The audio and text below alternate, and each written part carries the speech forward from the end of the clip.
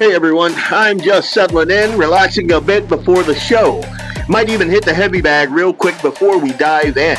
Today on Blackbeard Logic, we're breaking down the wild hypocrisy on full display. How the so-called No Kings crowd turned around and rolled out the red carpet for the King of England, complete with multiple standing ovations. We'll show you exactly how Trump handled it, and that sharp military touch with the old school red and blue coats straight out of 1776. It was a nice nod to history. We're also covering major breaking news. A top Fauci advisor has been indicted, proving a cover-up happened, and that the very thing they covered up was real, and that being the lab origin of COVID-19. We're diving into my conversation with Perry Schumacher about the SCOTUS talk. Should Justice Thomas and Alito retire right now? I'll give you my response. Plus, my friend Charles Tuttle dropped a Facebook post calling out issues in the Bismarck public school system and caught serious heat for it. We're talking about that. I'm going to break down what happened last week with Cole Allen's attempted assassination of Donald Trump and show you a new angle you probably haven't seen. We'll look at the kind of people we're putting in power, including a must-see video of a purple-haired liberal who is completely out of her depth, yet her constituents keep voting her back in. It really feels like we're living in an idiocracy sometimes. And we're going to go deep on Minnesota with Royce White versus Tafoya. I'll share my thoughts and what every Second Amendment supporting constituent needs to be thinking about right now in Minnesota. All that and more coming up on this edition of Blackbeard Logic. Let's get it.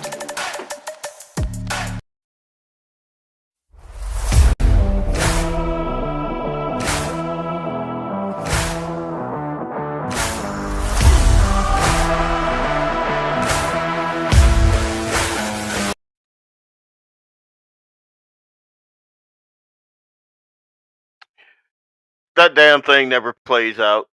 It never plays out. I don't know why. I tweak it. I try to make sure it works good. It never does. Good evening, folks. It is your humble host, Leon Francis. I'm tired. You see, when you get to the end of the work week, sometimes you just don't got a lot in the tank. I'm just going to say that. But it is a beautiful Friday. And I'm here, I'm chilling actually. It's just me and my dad right now. And my dad's sitting in his chair over there, and he's happy because when I came home, I brought him a catfish plate with fries and shrimp and like all the fixings. So he's over there mowing down. You'll hear him. You'll hear him. He's like me. When I eat good food, I am vocal about it. I got all the and oh my god and oh this is so good. All of that, and I got all that from him, and he's sitting right over there. So you might you may hear him, but it's just me and him. The boy and Nick. As soon as I walked in the door, they took off. They're out having fun somewhere in Fargo. I don't know. They're like, we're done. We're out. I'm kidding, Nick. I'm kidding. But anyway, I am happy to be here with you, good folks. I am Leon Francis. I am your host of Blackbeard Logic on the Guns and the 701 network. Let me know how I sound, folks, if I need to turn my mic up or turn it down. One thing that I should absolutely never do. What do you mean gremlins there, Dan? Let me know what's going on. I think I'm like live right now. So if I am not live, someone please tell me. Gremlins? What? We don't need that. One thing that I should never do, this, is come in from work before I go and turn on my computer to talk to you good folks. The one thing I should never do is check my Twitter feed because there's all kinds of new things that I did not have in my promo that I now want to talk about. Like, it's crazy. And if you saw the promo, we got a lot for you. We got a little bit of local, a little bit of national, that sort of thing. But one thing, oh, there is a chat delay. Okay, I am live. Okay, good deal. Thanks, Dan. One thing that I saw, and it's thanks to Dan from Dan Hager TV. As soon as I open up my social media, and we're going to talk a little bit about social media today also, because I'm a little perturbed. Facebook seems to love to censor me. Uh, and when I say that, I say this like, I'll post a completely benign comment and they'll hide it. And I'll show you an example of that. I'll post one video, it'll get 1,200 views. I'll post another video and it'll get like 20, 50 maybe. And you're just like, wait. And then you have all of these ancillary things like, hey, your page isn't being recommended because it's not following our guidelines and our rules. And hey, you violated this, that, and the other thing. Only for me to go in, contest it, and then it comes back, hey, we're sorry, we did. Like, what are you doing? Like, what are you? How's a guy supposed to grow if these kind of shenanigans are going on? And I'm not complaining. It's like I said, I never expected last year, and I started probably mid-year last year with this little live stream on the Guns in the 701 network. Thanks, Clay. And I see Clay. Thank you for this too. If you're listening, thank you for getting in there and tweaking a little bit, um, because I am really bad at, like, right today. You'll see I have commercials in there, but we have new sponsors. And if you look at the ticker that's going across there, you'll see it's Crappy Creek Feeds. That's Jason and Megan Home. And we're going to get a commercial for those guys because they deserve it. And as always, Laura Auto Repair with my good buddy Doug, who I'm going to be hanging out with, kicking the crap out of Jamie. Sit on your hands, Jamie. I'm going to say I'm restricted again as well. Can't get monetized or what? See, what's up? I open my social media and I see the dumbest things. I don't know if you've ever done this. You just go to your home page. Don't ever click on any of those. Go to your home page. It'll show you just reels. And like I have the biggest one that I have, and this is going to be funny for the folks that know me. Biggest one that I have, like it's the one I see the most. No matter how many times I refresh my page, there's an African dude in Africa, like in a grass hut, and he has this white chick, and they're like living life. They're like killing lions. They're doing it's like AI, and I'm like, what? Why are you showing me this? And the amount of scantily clad ladies that come across my feed, I'm just like, all right, come on. So these guys can get monetized. These guys can, like, they're on my page. So why am I, and the liberal crap that's on my page, but my good buddy Dan, and you got to understand, if you think like I am controversial, Dan is nowhere near me, and I don't think that I'm controversial at all. Like, when I talk, I give you my point of view. I give you facts. I try to wrap everything that I do in my biblical worldview. And I'm a Southern boy, so sometimes I get a little salty, but I'm never, like, I try to sit and think and picture when have I ever kind of crossed the line. I don't think I ever have. Yet I'm getting all these Facebook strikes and all. It's liberals, and I know that for a fact. It's liberals that come on my page because silly me. I don't believe in censoring anybody else's point of view, even if I think it's a dumbass point of view. Sorry, Daddy. Oof. Oh, he's gonna hit me with that cane. Even if I think it's an idiotic, let's just say that. Even if I think it's an idiotic point of view, I'm not a guy that will block you. I mean, you gotta do something really egregious. I mean, it's gotta be bad, and not towards me. It like towards one of my friends on Facebook. Say something just, and it's gotta be way out because you gotta remember, I'm friends with Bob friggin' Wheeler, so my buddies tend to have steel jaws, so they can take a lot. So if I ever ban you, it means that you have really stepped over that line. Really stepped over that line. So I never ban anybody because I believe that we should all be able to put our ideals and our worldviews and our points of views out there in the ether, and everybody kind of, hey, I can take a little bit of this, a little bit of that, and I can form my worldview around that. But social media platforms like Facebook, apparently they don't like that. And I thought it was going to get better under Trump because that's what that's what is the fascist boy's name? That's what he promised us. You remember? But that's not the reality of the situation. And I don't know how I got on this subject, but it just seemed, seeing Dan, he's restricted again, and I know he's a good guy. And basically, all Dan does is he finds these videos and he kind of breaks them down for you, and then he posts the video. So how does that get you restricted or demonetized? That means that they don't want our point of view, the conservative point of view, anywhere in the ether.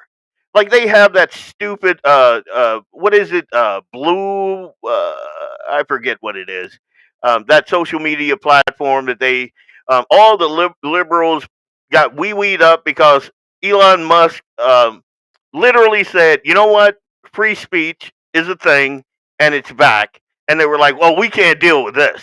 Like, that's a bridge too far. That's literally what the liberals said. And then they went over and now they got some crazy left wing platform that is doing horribly. Blue Sky, that's what it is. Thanks, Dan.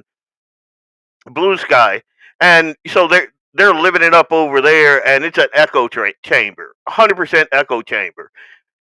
On my social media, it's not an echo chamber. I have conservatives, I have Republicans, I have libertarians, I have liberals. I like all walks of life. You can see them in my social media feed, and I don't censor them.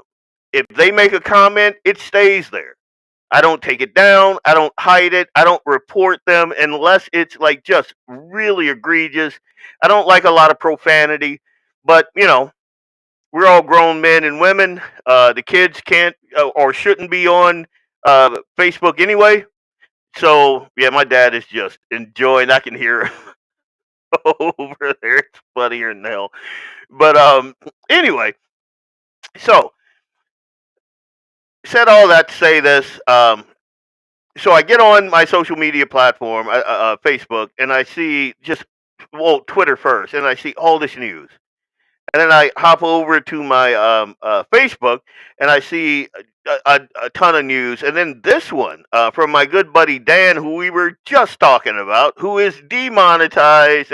And dude, um, let me know what I can do to help get a revenue stream to you. Do they need to be on like YouTube or whatever? Type it in the comments, and I'll put it out there. Because yeah, man, if some of the idiots that I've seen coming across my screen can get monetized, common sense folks like Dan Hager at Dan Hager TV should be monetized. I mean, come on now, what are we doing? But anyway, I grabbed this one from Dan, and it's about a minute and a half, 2 minutes long. So this one piqued my interest right here. Hoax against President Trump remains the single greatest hoax and the greatest assault on our democracy in the history of this country. There's no comparison, there's no parallel to anything else. It was a coup. And I'm using that term literally. It was a coup to overthrow a democratically elected government, a coup carried out by the intelligence apparatus of this country, by the deep state, by Hillary Clinton and the Democrat Party. The new information that has been revealed by the Director of National Intelligence and by the FBI eliminates any scintilla of doubt about the intention, the premeditation, the planning and orchestration of this conspiracy. It meets all of the criminal elements of a seditious conspiracy against the United States. It meets the criminal elements of an insurrection. It meets the criminal elements of a conspiracy against the government and the criminal elements of a conspiracy to deprive citizens of their civil rights under color of law. One egregious felony after another. And because it is a conspiracy, as demonstrated by the forethought of realizing and documenting that they understood that this was fake from the beginning, meeting the mens rea standard in law. Because of that, because it is a conspiracy, every single individual actor is now part of that conspiracy. So that includes Brennan and Clapper and Comey and Hillary and Schiff and everybody else who knowingly and willfully perpetrated this plot, this coup, this conspiracy, this scheme against President Trump and the government of the United States. And now is the time and the hour and the moment for accountability so that we can... So the reason I like seeing things like this is basically what it does is it confirms things that we already knew. Like everything that he just said is not a thing that we all did not know before. Whenever this was, well, this would be Sunday, yeah. So before Sunday, we knew all of this stuff was going on. It's like the COVID thing we're going to talk about later. We knew all of this stuff was going on, yet the bad guys just kind of got away with it, and they did. And one of the things that kind of get me down is knowing that in this Durham report, like how long have we had this thing for quite some time now, and this is a declassified appendix of the Durham report. So we've had this. Members of Congress knew about it. Nobody did anything. So what would give me any hope that something's going to be done about it now? And as you saw in my my intro there, I think one of the problems with America is we're living in an idiocracy. And I don't know if you've ever seen that movie. It's America, basically, and it's funny if it wasn't imitating real life. But basically, the country is so stupid that the one dude that got cryogenically frozen, and he came back in whatever year that was. He was the smartest dude, and he was like a nobody. He was just a regular Joe. But his IQ was higher than everybody else on basically in America, and that's where we live right now. Like, it's shocking to me because it doesn't matter what the Democrats do, their constituents will always vote for them. Always. Like, it does not matter the mountain of evidence that we have against Hillary Clinton or Clapper or Comey or any of those guys. They not only got away with it, it seems to me that no one is willing to hold their feet to the fire. No one. And we could talk to Kramer or Hovind or Fedorachek or it wouldn't even matter. It doesn't matter. It seems to me that the rules are for thee, not for me. That's the Washington way, in my humble opinion. And we are apparently okay with hiring idiots to represent us. We literally live in an idiocracy. And here, I'm going to show you something that this, oh my God. I hope you're sitting down. Because this woman is bad enough. The thing that's really going to cook your noodle, though, is the fact that people went out and voted for her to represent them. What does that say about her district? Check this out. Here because you need money from us. So halt for the second and wait for the questions and answer the questions. When climate change is flooding our streets, poisoning our air, driving up healthcare and disaster costs, how can the EPA justify abandoning that duty to protect Americans to appease polluters under the false flag of economic growth? Following the law, Section 202 of the Clean Air Act, where does it say anything about fighting global climate change? Loper-Bright, Supreme Court case, you familiar with it? No, I maybe others are not, but let me ask But you. that's really important. As a member of Congress, Loper-Bright says that we as an agency don't have the authority to get creative. If Section 202 of the Clean Air Act... No, but you don't have, excuse me, you do not have the right to say climate change does not exist, that it's a hoax, and that's where this administration is coming from. I understand you're upset that you don't know what Loper-Bright is. Do you know what the major policies doctrine is? I'm upset because... You know what the major policies doctrine is? Let me just You're a say member this of to you. Congress. You should know. Well, you have moved from someone who defended the environment to all of a sudden... I'm very defensive about not knowing the two biggest landmark Supreme Court cases of the last year with regards to your question. You are very defensive about changing your policy and your positions with regard to the environment. Okay. Now, you just tell Do you want me to tell you what the two biggest Supreme Court cases are of the last few years? This is what I want you Michigan to tell versus me. EPA, Whoa. West Virginia versus EPA. You know, you're here because you need money from us. So halt for the second and wait for the questions and answer the questions. Well, I answered your question, No, you and didn't. you didn't like my answer because did you not don't know what answer the Loper-Bright is, question. because you don't know what the major policies doctrine is, Chairman, because this is- you're asking me, questions. you're asking me about Section 202 of the Clean Air Act, and you don't. Listen to this. Listen. So you got this guy here. What's his name? Lee Zeldin. You got Lee Zeldin here, and he's speaking 100% facts. He is cogent. Everything he says is 100% true, and it has direct bearing on his job, the office that he's holding, and all of that. And then you have Representative Rosa DeLauro, who has no idea about anything of substance. She literally looks like a escapee from a mental institution. This woman is over appropriations. People chose her to represent them. And that's what I mean. Like, you when you have people making laws that are this stupid, that are this imbecilic, and again, listen to Lee Zeldin. Like, he has the actual job. She is holding the purse strings.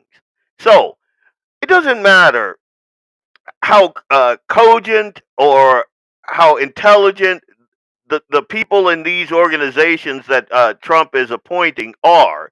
You got idiots like Looney here, Rosa Looney. I'm just going to call her Rosa Looney. You got people like her holding the purse strings. Also, these are also the people that allow billions of dollars of grift to third world. You can totally understand now how these third worlders come over here with some of them with single digit IQs and can run $100 million grifts. I can totally see why. I can 100% see why they can do that, because this is our leadership. That this woman is our leadership. That's why they can do these things. Here, I'm going to let this finish. What it says. Listen, and what you want to do is to deny. You want No, to. I actually read the law. I do my homework. Really? You're just somebody who likes to have the microphone on. You know what I have to do? I read the law. No, I Mr. read the Chairman, Supreme Court I don't have to listen cases. to this, and I would say No, this, what you do for your that constituents is actually read statute. This budget is at real risk. Read Let your me tell Supreme you, Court. This is the Appropriations Committee. Oh, you come here. You care and about you science? tell Now us- you're threatening to defund it? Oh my God! No, you don't fund Because science. you don't know what Loper You Bright are is. climate Because you don't know what the deniers. Major Policies You are Doctrine is. Your climate message deniers. to our folks at the EPA is that you want to I don't defund have us. to listen to this BS. The BS. You think I made up these cases? Yeah, I think you have made up a whole I made lot of made BS. up Loper Bright. I made up West Virginia versus EPA. I made up Michigan versus EPA. Woe is right. What are you doing? Why Wait, are you helping whoa. polluters? We're not going to get any very far by talking on top of each other so that no one can hear. If you ask a question, you have to give the witness an I opportunity do not have to to respond. have the witness attack me. Not when he's You here have as a to give the supplicant witness a for chance federal to resources. answer. Look at that crazy lady. I mean, again, this is our leadership. What do you think Russia and China and all the other countries think about when they see people like this representing Americans? They know that some idiots, a lot of idiots, voted for her. Look at that. Oh my God. I can't. Dude, all right. Anyway, this was Monday. Lee Zeldin testified before the House Appropriations Committee. Oh my God. Regarding President Trump's 2027 budget request, as the Washington Examiner notes, the proposed budget would cut the agency's budget in half if approved by Congress. During the hearing, this loony chick here angrily attacked Zeldin for appeasing polluters and ignoring Americans under the false flag of economic growth. Zeldin responded by explaining that he's following the law. He's pointing out that it says nothing about fighting climate change in the law. And then he asked her if she was familiar with the Loper Bright Supreme Court case. And it's a landmark case, and it was only in 2024, which overturned the long-standing Chevron doctrine, fundamentally altering the balance of power between the judiciary and the federal agencies. Now, she had no idea, because she operates on emotions and feelings. And again, look at that. We should find every person that voted for her and have a patriotic sock party for those idiots. Again, this is our representation. She represents America. Yeah, I can't. You know what? Hey, JD, what's going on, brother? Hey, man. I cannot wait. Me and Eli are stoked because we're going to go down up, I guess, to the. You all right, Daddy? Hey, you all right? I don't know if you guys heard him grunt over there, but and fire shot out of her eyes and her face split down the middle. Yeah, that's a. You all right? You good? For the folks just joining us, I'm here with my daddy, and I brought him some catfish with all the trimmings, and he was over there happy as a pig in mud. But now he's having some issues. I don't know what's going on, and the wife and the boy, they're off gallivanting around in Fargo doing something. I don't know. I mean, what do women do when they take off and with a kid in tow, and they got a little money in their pocket. What do women do? What do they do? Like me, if if I come home and then you don't see me for a couple of hours, all you got to do, like I have these walkies all over the house, these little bad boys here, and in my truck I have a CB radio. So, like if you don't see me, you know where I'm at. I'm on out. I built a little range out here, in the North Pasture, and it's pretty cool. And so I spend a lot of my time out there, a ton. Also, I can beat Jamie at the Hog Leg Hoot Nanny and have him model a skirt for me and old Doug while we're sitting in the hot tub laughing it up, yucking it up. I'm kidding, Jamie. I'm kidding, dude. He's gonna punch me right in the face when he sees me. I sent you a message this morning, brother. Um, but yeah, I watched Jamie's show. When was that? Yes, was it yesterday, Jamie? No, I think maybe it was Wednesday. And man, that brother, him and Scott Bachmeyer, oh, they were giving away gold and silver. And I could not. Somebody got really lucky that night. I'm just gonna say that was a hell of a show, man. Like I never in my wildest dreams have I ever even thought of doing something like that. And I looked at my wife. I'm like, damn it, Jamie, the dude is changing the the landscape right now. What are you? Wait, what? But anyway, I can't wait. I got a present for you, Jamie. When I see you, I got a present for you. So I'm gonna hit the first commercial break because I just gotta do a mental cleanse from this idiot before we dig into the show a little bit further. When I come back, I'm gonna show you a angle of that chuckle nut that tried to take a shot at President Trump. I'm gonna show you an angle you may not have seen when we come back. I am Leon Francis. This is Blackbeard Logic on the Guns and the 701 Network. We'll be right back right after this break. Hey, it's Leon Francis from Blackbeard Logic on the Guns and the 701 Network. I'll be right back after these messages from our sponsors. Stay tuned. When you want it done right, go where lemons go. Kalen's Auto Service, owned and operated by Kalen and Misty Foss, lifelong locals with over 25 years experience. From modern rides to classic restorations, they can handle it all. Top quality work, fair price, and honest hometown values. Located just one block south of Highway 12 on 6th Avenue West in Lemon, Kalen's Auto Service, serving you with all your auto repair needs.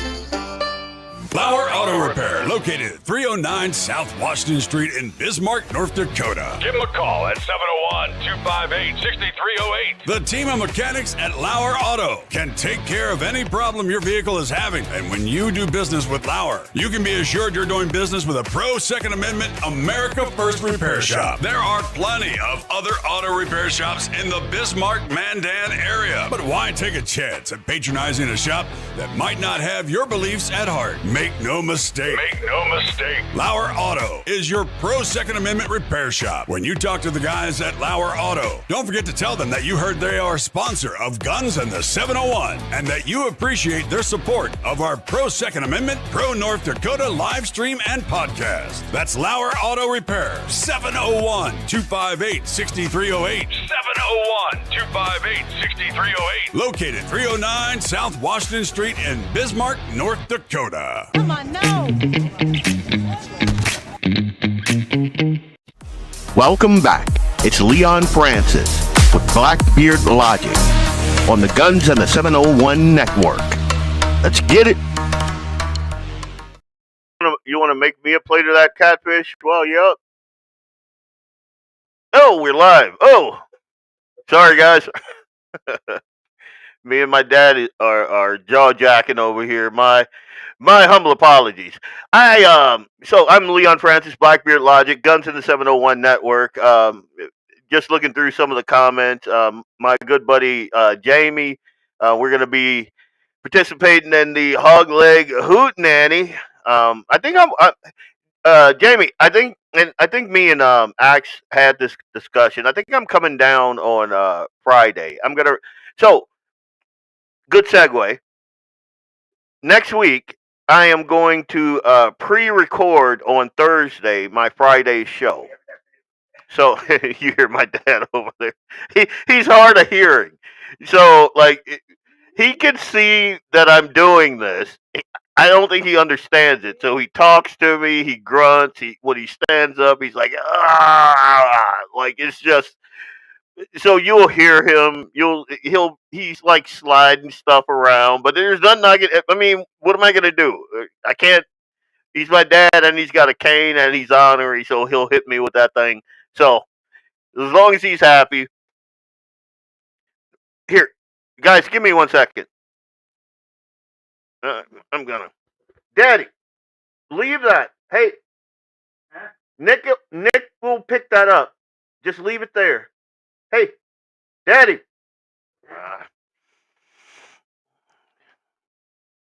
Just leave it there. He can't hear me. I don't know. How many of you guys out there got 100-year-old parent living with you? And how fun is that? How fun is? There he goes. All right. I mean, what do you do? What do you do? Normally, I have a little help here. Normally, you don't hear him. You don't see him. Well, I think a couple of my earlier shows, maybe some of you guys saw him. But no. Oh, this is going to get bad. Give me a second. Oh. Daddy. Hey. Hey, leave it.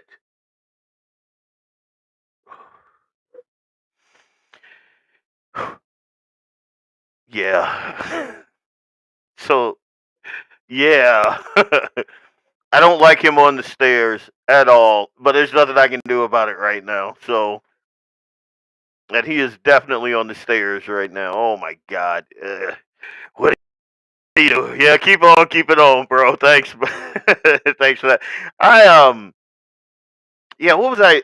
Okay, yeah. So next week, Thursday, I'm going to pre-record, and I will set it to automatically schedule out on Friday during the, um, usually allotted time and that sort of thing. And I'll be out at Doug's, me and Eli getting ready to whoop up on Jamie, and probably having a beverage or two and watching myself on TV. So that's going to be fun.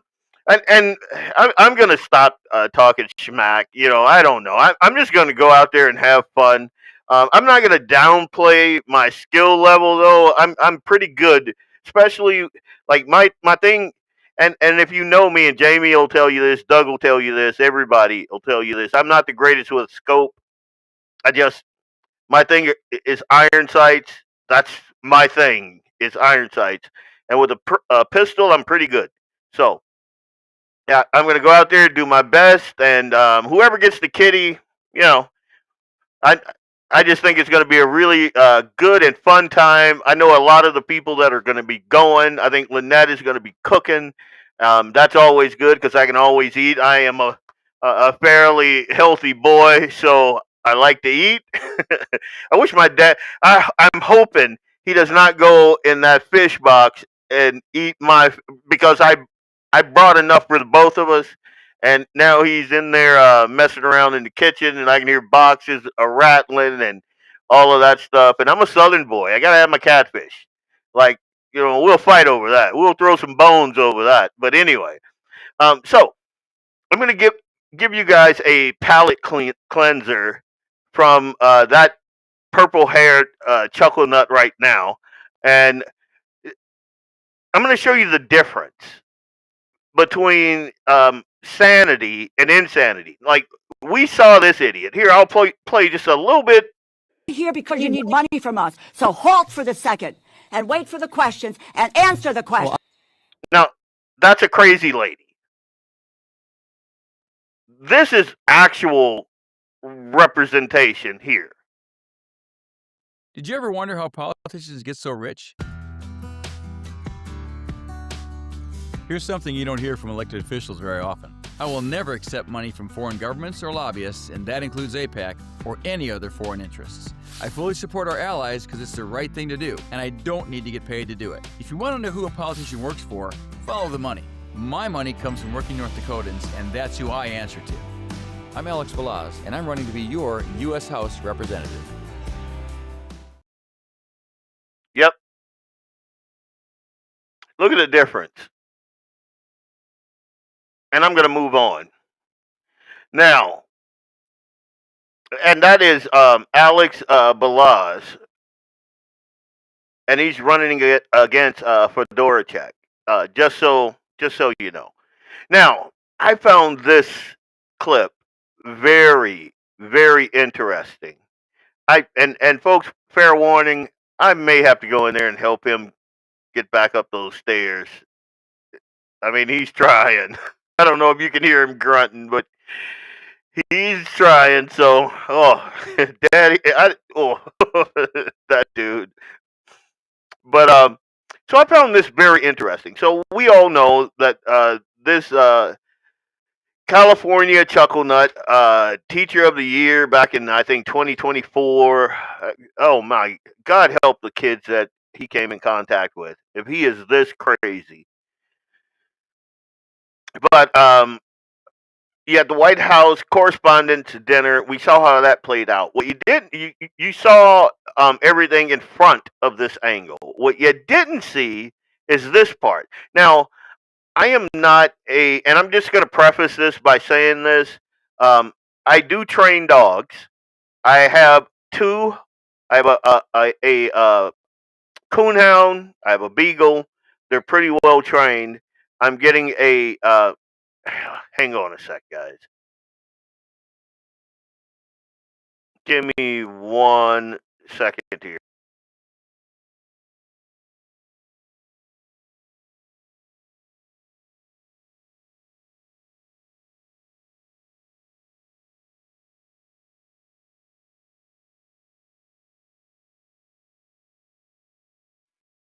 All right. I think he's got it. Oof. Oh my God, that dude. Anyway, so this Chuckle Nut gets on a train, comes all the way to Washington. This is the White House Correspondent Dinner, and he tries to rush. I don't know. He rushed the Secret Service agents there or something for some dumb reason. Like, this is literally the dumbest thing I've ever seen. Like, this dude, by all reasonable logic, should be in a shoebox right now. It's insane. But good deal. I may do a short live stream from Doug's Saturday before. Okay, good deal, man. Let's do it. Absolutely, let's do it, man. Well, anyway, most of us have seen the angle where he's trucking through there, and I didn't even see the shotgun until the colored version came out. But this is the reverse angle. This is him coming into this area. And like I said, I want to preface this by saying I am not like a canine handler, police trained, military trained, anything like that. But I do know what a dog indicator is. I know when Bo is on something. I know when Charlie is on something. I know when they, like if we're looking for rabbits, there are things that my dogs do, and you know that there's a rabbit in the offing. You like there's no doubt in your mind, oh, we got something right now. And I'm looking at this video. This dude dropped the ball big like there, and I know that there are going to be investigations. And then when you see what happened here, and there are a couple of points, I'm going to stop this video in certain points, and we're going to talk about it. But here, I'm going to run it right now. Here we go.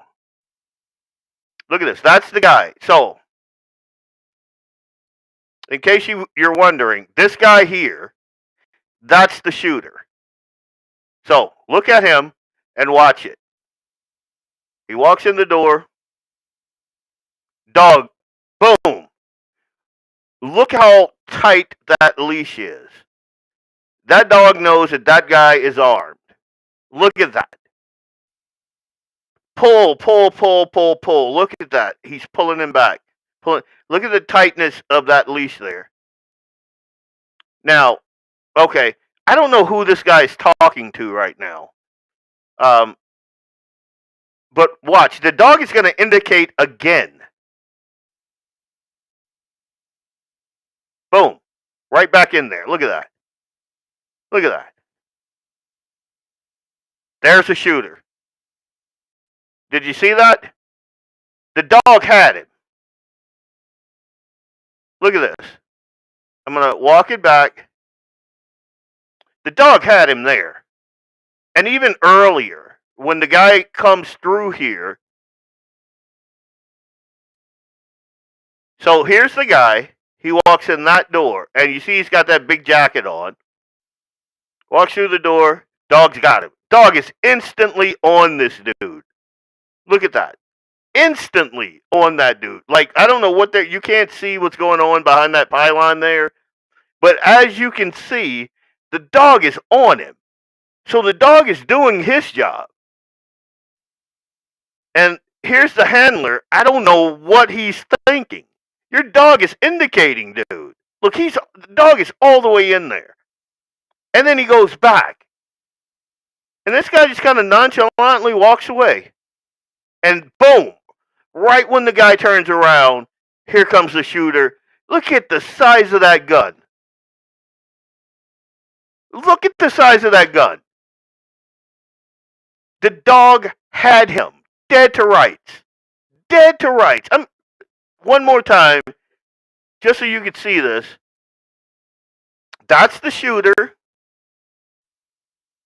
He walks in the door. Dog is on him instantly. Look at that. Instantly. Handler pulls him back. Probably, sorry, sir. I don't know what's gotten into my stupid dog that is trained to sniff out firearms. I don't know. He's got a wild hair up his butt or something. You know, we trained him to sniff out firearms and explosives and things like that. So I got no idea why he is heading in your direction and he's taking an interest in you and I have no idea. I'm so sorry, sir. I don't know what he's saying to that dude, but the dog is like, dude, this dude right here. The dog can't talk. Dogs are smart, but they can't talk. That's why when you have indications like this, it is very important that you stop what you're doing and go, hey, what do you got there, Bo? What you got there, Bo? You got a rabbit? You got a coon? What do you got there? It's very important. And look, the dog goes back to the door. Handler turns around. Boom! Right out the gate. Here comes the guy. Runs right past everybody. And this is something else I want you to see. I love women in law enforcement, and I think that they have a role. I don't think this is one of them. I want you to watch something. There are 3 women and 1 girly man, and they all run away.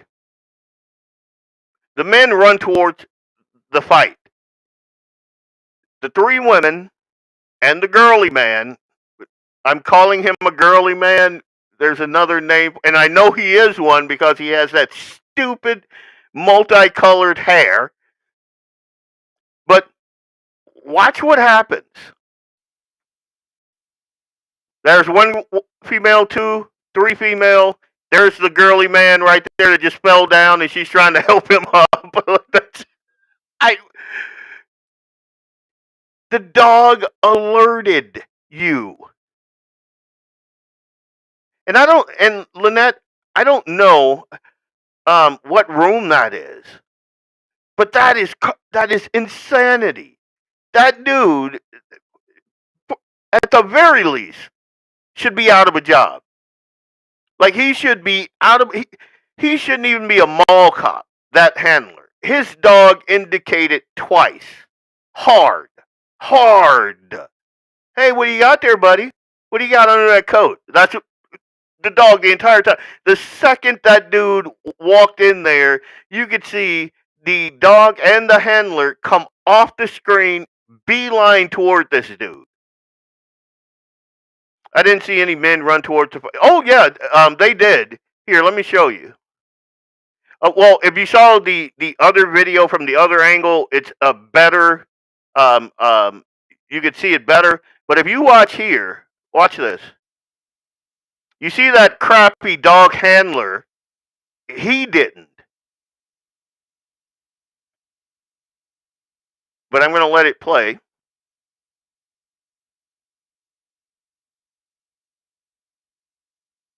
There goes the shooter. Boom, boom, boom. See the guy? Here comes another guy. And now that I'm looking at this, I saw somebody poke their head out of that door. So the shooter might have interacted with someone in that. Yeah, I don't know what room that is. But yeah, there's a lot of questions here, in my humble opinion. A lot of questions that need to be answered. Oof. This was a nightmare scenario. And I don't know if these guys are secret service or I don't know, maybe just beat cops and they kind of pulled them in to do security. But this whole thing, like, one, why are they taking down these magnetometers? Like, the event hasn't even started yet. Like, if you saw the video when this was going on, they were still in there kind of jaw jacking, and that mentalist guy was doing tricks for Trump and Melania and all of that stuff. That's the beer. That's a room where the beer is stored. Huh? Oh, maybe. Jamie, come on, man. Hang on, I'm gonna take a drink quick. Anyway, but yeah, I trust me, heads are gonna roll over that. Yeah, they haven't learned a thing since Butler. This was a foo bar here. Just watching this dude in plain day walked past I don't know how many officers. The dog is the best officer there. The dog. The dog should get a medal. Everybody else should get their heads cracked. I mean, seriously. I'm going to play it one more time and then I'm going to let it lie. Look at this. There's the dude. Walks in there. Dog's like, hey, buddy. Hey, what are you doing? What do you got under that jacket? Handler's like, oh, sorry, sir. I'm sorry. Guys are taking down the thing that's supposed to indicate, if you got a firearm. Nothing has even started yet. So why is he doing that? Guy just takes off running. And we know the rest of this story. And that was a big gun. That wasn't a small rifle. Like, that was a sizable piece of armament. This 100% FUBAR. Now, all right. What if he had gotten a job as a waiter there? Well, he's not dressed as a waiter. Well, I don't know. I guess he does have that very long trench coat. I don't know, man. Soy boy scrambling away on hands and knees is the word. That's what I was saying, dude. I didn't want to use that terminology because I don't know if you like when you joined, but Facebook is having their little fun with me. Like, I am restricted every other week for like absolutely nothing. Like, the stuff that I say on my Facebook is benign. Absolutely benign. Well, let's talk about that. That's a Mossberg Maverick shoddy. Okay. Here, let me see if I can get a better look at that thing. Bear with me, guys. I just want to see this thing. Come on. Okay. Well, you can't really see it, but look at the size of that thing. That is not a small firearm there. This dude was determined. Thank God he was stopped. Yeah, that's insane. That is insane. And look at this guy. What is that guy? Well, I guess you guys can't see what I'm pointing to, but the guy that was taking down the magnetometers there.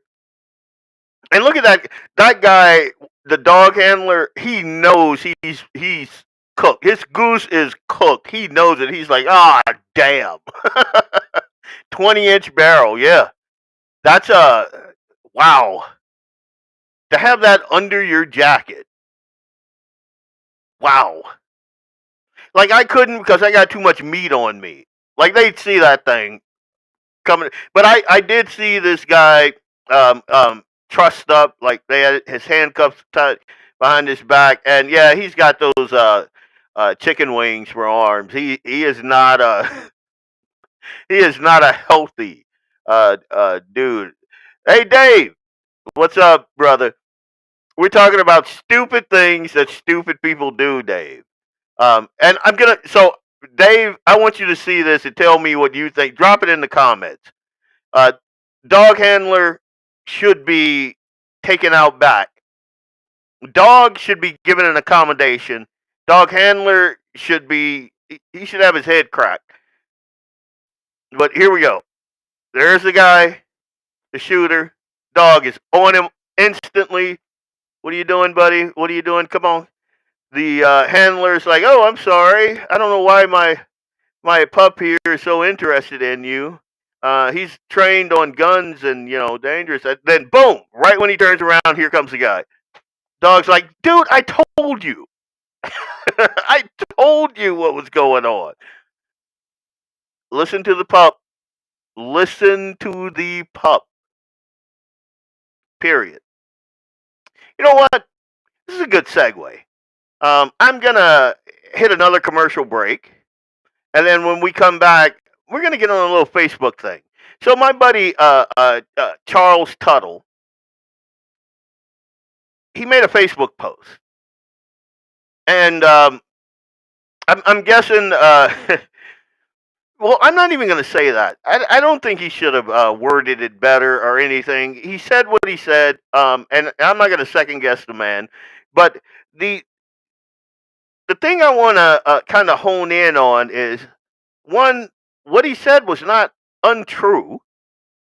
And two, what's going on in the Bismarck public school system? There's something that we're missing there. And three, why would Facebook choose to censor comments on that thread? Leon Francis, Blackbeard Logic, Guns and the 701 Network. We'll be right back right after this break. Hey, it's Leon Francis from Blackbeard Logic on the Guns and the 701 Network. I'll be right back after these messages from our sponsors. Stay tuned. Lauer Auto Repair, located at 309 South Washington Street in Bismarck, North Dakota. Give them a call at 701-258-6308. The team of mechanics at Lauer Auto can take care of any problem your vehicle is having. And when you do business with Lauer, you can be assured you're doing business with a pro Second Amendment America First repair shop. There are plenty of other auto repair shops in the Bismarck-Mandan area. But why take a chance at patronizing a shop that might not have your beliefs at heart? Make no mistake. Make no mistake. Lauer Auto is your pro Second Amendment repair shop. When you talk to the guys at Lauer Auto, don't forget to tell them that you heard they are a sponsor of Guns and the 701 and that you appreciate their support of our pro Second Amendment, pro North Dakota live stream and podcast. That's Lauer Auto Repair, 701-258-6308. 701-258-6308. Located 309 South Washington Street in Bismarck, North Dakota. I am Leon Francis, and this is Blackbeard Logic on the Guns and the 701 Network. Let's get it.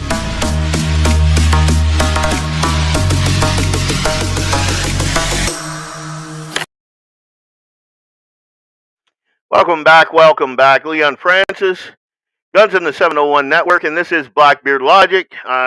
You're here with me and my pa over there, sitting in the chair, looking at me weird now, wondering what the heck is that boy doing over there.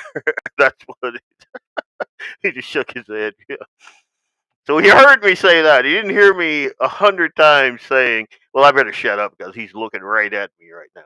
I don't want to get hit with a cane live, and then I end up in Bismarck, and then, Jamie and Doug are laughing at me, and David, you got hit by your dad. Because I would definitely do that if I saw Jamie's dad punch him in the face. I'd laugh. I'm sorry. It'd be funny as hell. But anyway, I would love to know what the conversation was. Yeah. He didn't just Call of Duty a gun into it. Yeah, that's what I'm saying. Like, the dog indicated twice. And this dude's like jaw jacking with the dude that's gonna do the thing. Like, that guy should not be able to find a job anywhere in America that has anything to do with security or dog handling. They should take his dog. If he has dogs at home right now playing with his kids, Secret Service should come to his house, snatch the dogs away from his kids, and say, you are not worthy. I mean, come on now. Right, Daddy? Yeah. My dad agrees. Anyway, so here's the post. Here, give me 1 second. That's me. Here's the post that just got tons of hate. Charles Tuttle. What's wrong with this picture? Like in Highlander, there can only be one. Our kids are doing poorly because, like here, everyone gets a trophy, participation trophy. We must have competition. Without these awards have no meaning. Now, and I agree with that. And you look at the picture here, and I want you guys to really take a look at this picture. Like, take it all in, everything. Like when you're doing essay, situational awareness. Like, take in the entire thing. This is I think 40 or 45 students here. Yes, sir, David. 40 to 45 students here. Now, what you can't see here is all the comments. And I'm just going to say it. And I made a comment to this effect on here. So after he posted this, there were like, I don't know, 25, 30 comments. All of them by females. And all of those females were like just giving him grief. And I'm like, well, you can, and I guess Charles can be a little abrasive. Can we say that? Can we say that? But I didn't see what he said here as being like wrong, because they're saying congratulations to the Bismarck High School 2026 valedictorians with an S. Valedictorian is determined by students' GPA. The below students have a 4.0 or higher GPA. Amazing. But that's not true. That's not true. So I went in the comments and I posted this. There's a lot of pearl clutching in the comments here, but there is one irrefutable fact. I'm going to back up just a second. So I said that about the female commenters. Not because, women are bad or anything like that. I said that because they had an emotional response, which is fair, you know. But their whole thing was these kids worked hard. These kids did this. These kids did that. And there was this one dude, Travis Jensen, and I'm calling him out. And he's on there like, yeah, blah, blah, blah, yeah. And I'm like, dude, you're the only dude here agreeing with this. Did you ever for 2 seconds put down your cup of estrogen and man up for 2 seconds and listen to the conversation? This is the conversation. This is what I posted. There's a lot of pearl clutching in the comments, but here's one irrefutable fact. There is only one valedictorian. That's the student who graduates with the highest academic standing in their high school or college class. The runner-up is the salutatorian, the student with the second highest GPA. There is only one, unless two students tie for the top spots. Charles is correct.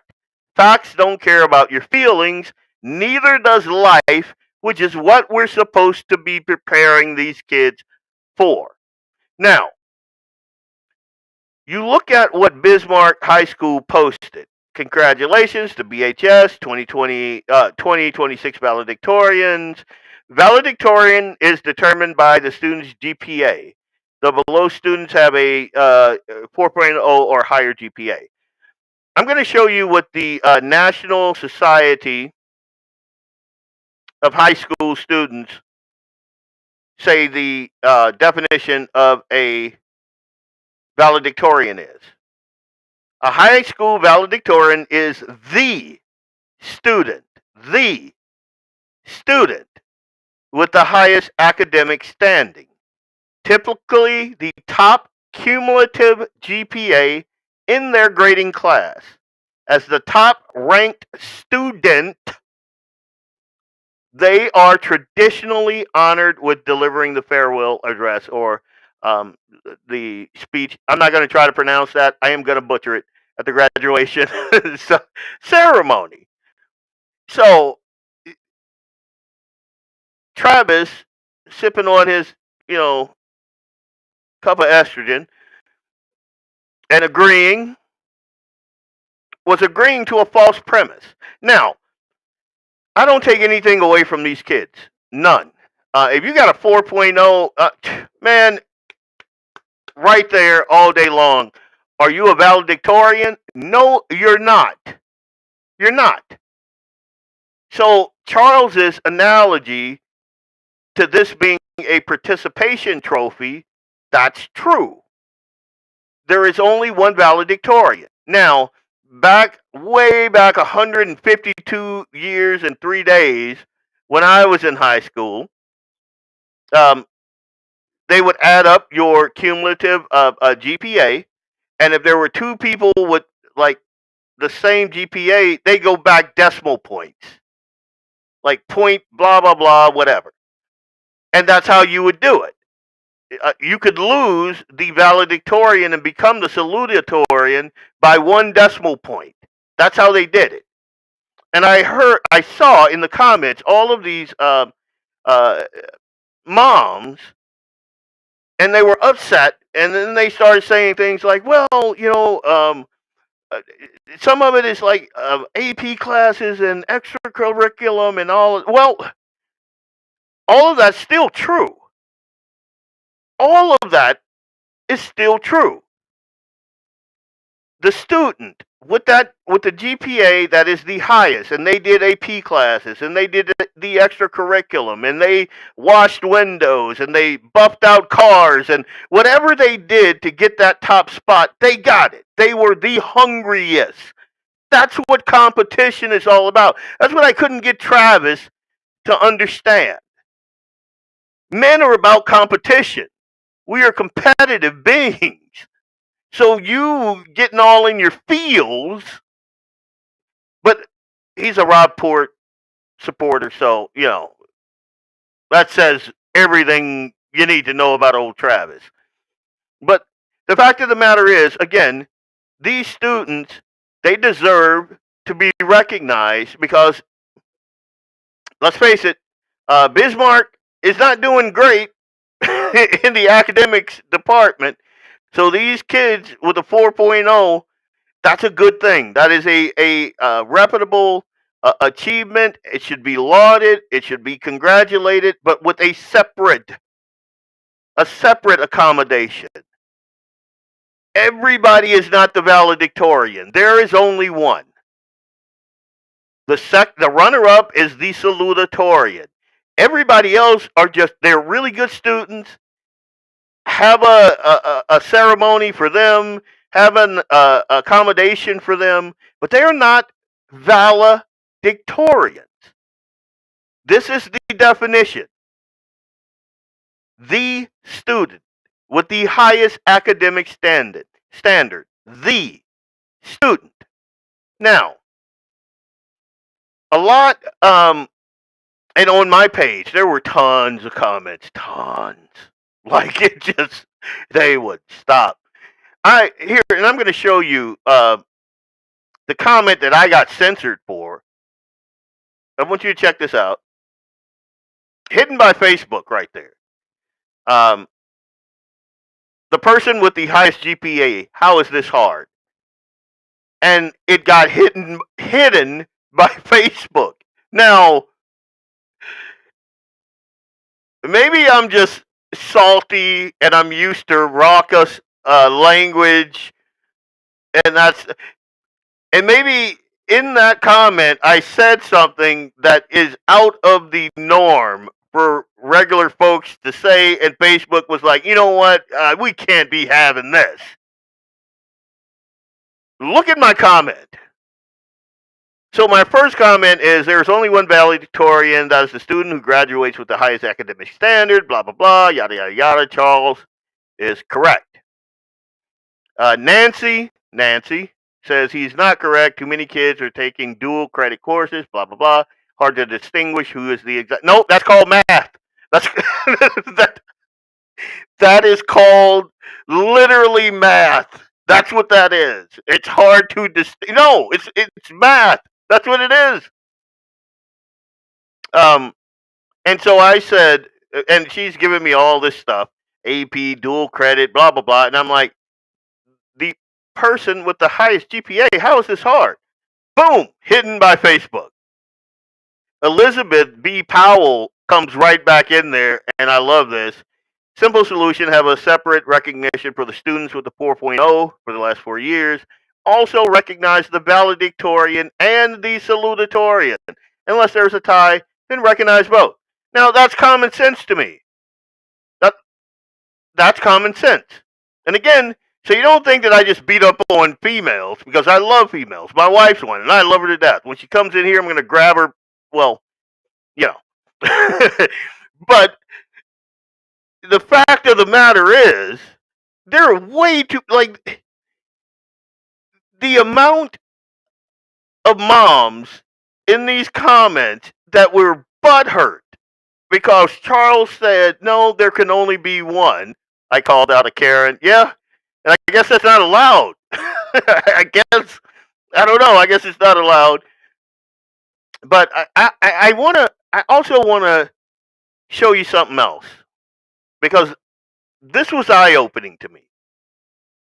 This is School Digger, and I have to be careful how I say that. School Digger. Boom. Right here. Look at Bismarck High School. And these are from 2025. The math at 26%. 26%. Look at the reading. It's better, but it's only 55%. And as you can see down here, North Dakota does not publish exact assessment percentages. Instead, results are reported as ranges. So between 20 and 29% to protect student privacy and smaller groups, that sort of thing. Now,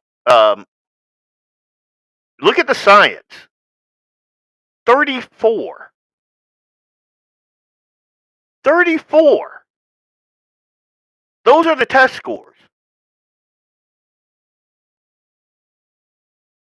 That should be concerning to anyone sending their kids to Bismarck High School. And I dug like down. And I'm just going to say this, not going to spend a ton of time on it, but I want to show you. You remember what I said?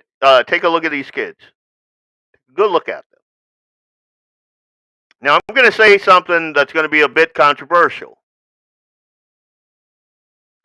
I could see these kids doing really, really well. But then when you mix in the other kids who are not North Dakotans, I can see how overall, I can see it. There's a direct correlation. And until we recognize that, we can be nice about it, and we can be real about it. Look at those kids, and I'm going to move on. Show you this. Bismarck High School 2024 through 25, North Dakota's new accountability test used in 2025 NDA+. Sophomores took the NDA+. There were 342 sophomores at BHS last year. There are 316 juniors this year, according to certain DPI records. In English, they were 49% proficient. 49. Only 6% of them were advanced. Let that sink in. In math, 19% proficient, 7% advanced. In science, 25% proficient, 9% advanced. 90 to 95% of the sophomores took the test. That should be a bigger concern. No, Daddy, it's just me and you. My dad, he's looking for people. Sorry. Hang on a sec. That's your room. Go around the corner. Okay. I think we averted a disaster. Either that or he found the fridge and he's sitting there with the door open, going to town on my fish. Anyway, but that's my paw. He can do what he wants. Anyway. But instead of being upset at the post that Charles made that is 100% factual, be more pissed off that this is what, and again, I look at those kids, and I know that there's a lot of good, solid students in the Bismarck High School. I know that. I know some of them. But we are mixing in kids from other countries, from other areas, and they are bringing your cumulative scores down. They're bringing them down, all in the name of woke and inclusiveness. And that's all I'm going to say about that, because I don't want people being dumb. Yeah, Axe is a hound dog. Axe is a Bo. He's sniffing it. He's on the scent. He's on it. Get it, Bo. Let's go. Come on, Bo. Now, Axe, don't say anything else. I don't want to get kicked off. But yeah, again, let's go ahead and you guys go on Digger, School Digger. Go on Digger, and you'll see how it all breaks down. You can actually see the demographic breakdown. Add those percentages up. Tell me what you find. Let's move on. Anyway, let me see. Where am I at? Hour 19. Okay. So, let's hit this No Kings thing quick, and then we'll go to break, and then I'll come back with the SCOTUS. So, we all know that liberals are disingenuous by nature. Like, they have no principles. They waffle. they change out their signs and what they believe in. Whenever George Soros tells them, this is what we're doing now, this is what they're doing now. So we all remember, not a month ago, it was No Kings. We had two No Kings events. Like 1 month, they had a big No King thing, and then they waited for a month because they were protesting ICE. And then they came right back and No Kings, No Kings, No Kings. And then an actual king came here. So if you've been following it, King Charles, whose great great great great grandpappy we kicked back across the pond because we didn't want any truck with his taxes and him, doing the stupid crap that he was doing. Bunch of plucky patriots said, you know what, we're about done, and you're about done. Like we're not, yeah, we're done. The whole, Declaration of Independence back there. We're like, we're done, and this is why. And we named the whys. We named them. And then we picked up arms, and we were like, get. And they got. So we had them come back, and the folks that were like, no kings, no kings, no kings. This is what they look like. You notice here that these are all Democrats in the red here. And you remember when Trump gave his speech? Like, these idiots wouldn't get out of their seat for any. They didn't cheer for the veteran who got shot up flying the helicopter, and he was shot up, and he still flew the helicopter, and they didn't stand for that. They didn't stand for the Gold Star moms. They didn't stand for Ariana Zarutska's mom because that idiot did what he did because the judge allowed him back out on the street with clear mental. They didn't stand for any of that, but they stood for the king. These are the no king people, and they stood for the king. Here, give me a second. Here they are, right here. Members of Congress, I have the high privilege and distinct honor of presenting to you His Majesty Charles III.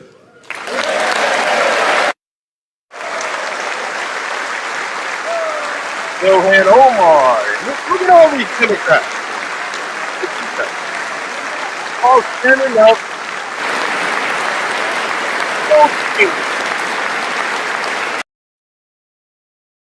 So how does that grab you? How does that grab you? I'm gonna take one more break, and then we're gonna come back and we're gonna unpack this a little bit, and then we're gonna talk about the Supreme Court. In this speech, so what I'm gonna do is I'm just gonna say a couple of things because I'm running.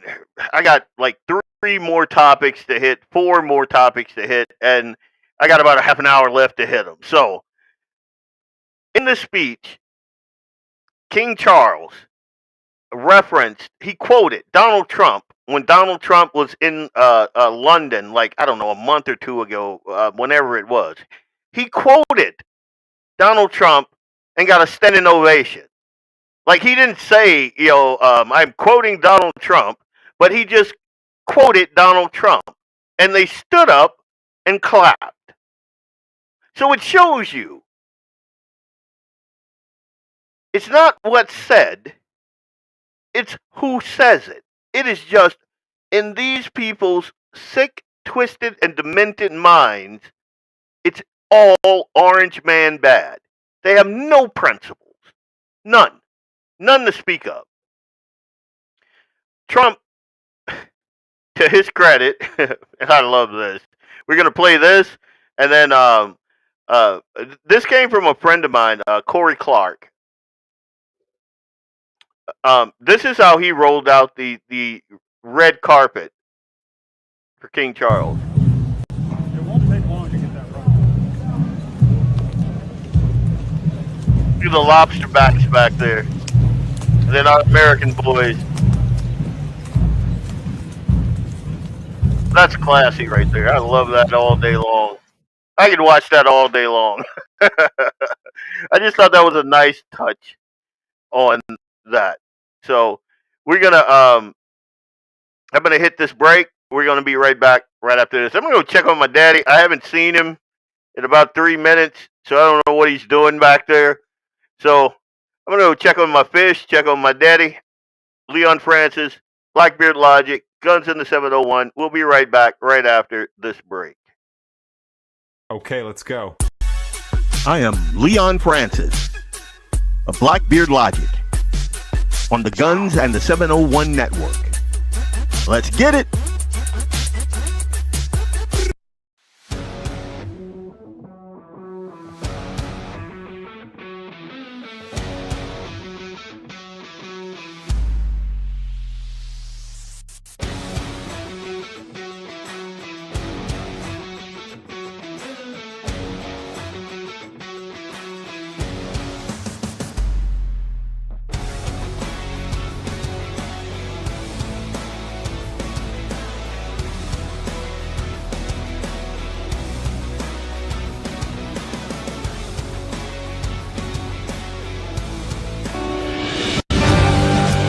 Anvil Brand LLC, raising and training tomorrow's barrel horses right out of Bismarck, North Dakota. Tracy and her family are great American patriots who not only support the Second Amendment, but they also promoted what you're looking for, top quality barrel horses. Go ahead and give Tracy a call at 701-471-6629 and tell them Guns and 701.com sent you. That's Anvil Brand LLC out of Bismarck, North Dakota.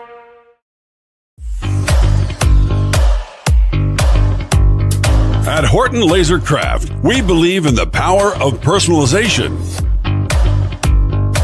Whether it's a cherished memory, a special occasion, or a unique gift, our custom laser engraving brings your vision to life. Our expert craftsmen and state-of-the-art technology ensure every piece is a work of art. From personalized decor to one-of-a-kind keepsakes, Horton Lasercraft makes every moment unforgettable. Visit HortonLasercraft.com today and start crafting your perfect gift. For more info, email them at HortonLasercraft@yahoo.com or call them up at 605-545-7535. Horton Lasercraft, where memories are engraved.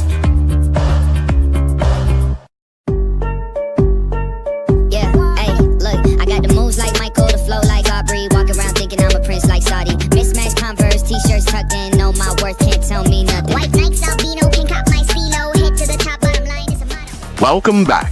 It's Leon Francis with Blackbeard Logic on the Guns and the 701 Network. Let's get it.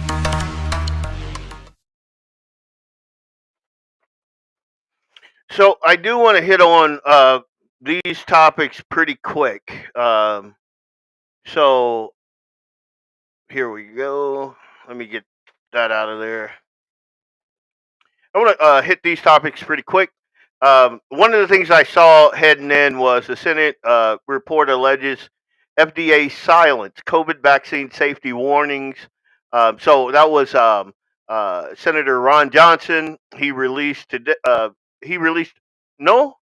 days ago details of how the FDA officials ignored 2021 analysis of VAERS data, which flagged risk like heart issues, strokes, and deaths linked to COVID vaccine. Now, if you guys don't know, I gave a testimony in Bismarck because I believe that my mom was a victim of this. I do, and she had a blood clot.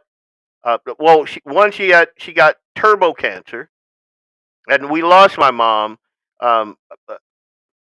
2 Thanksgivings ago. No, 1 Thanksgiving back. So about a year and a half ago, we lost my mom. That's why my dad is here with us.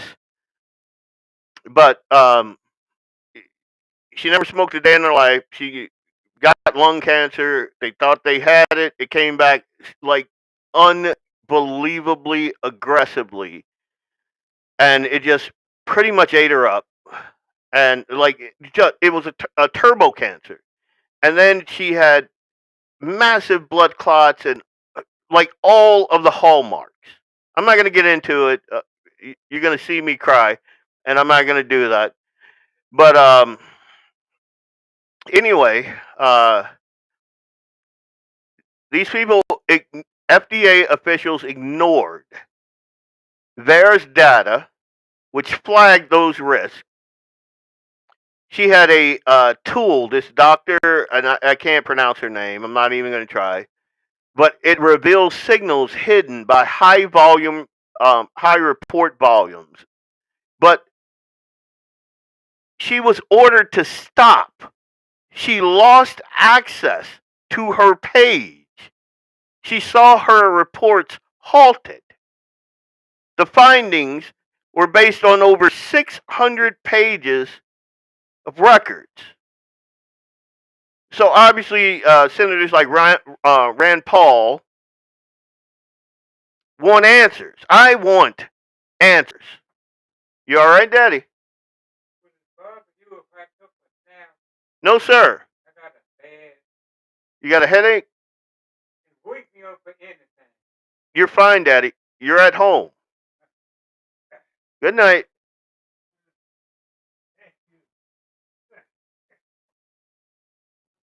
Oh, maybe this wasn't such a good idea.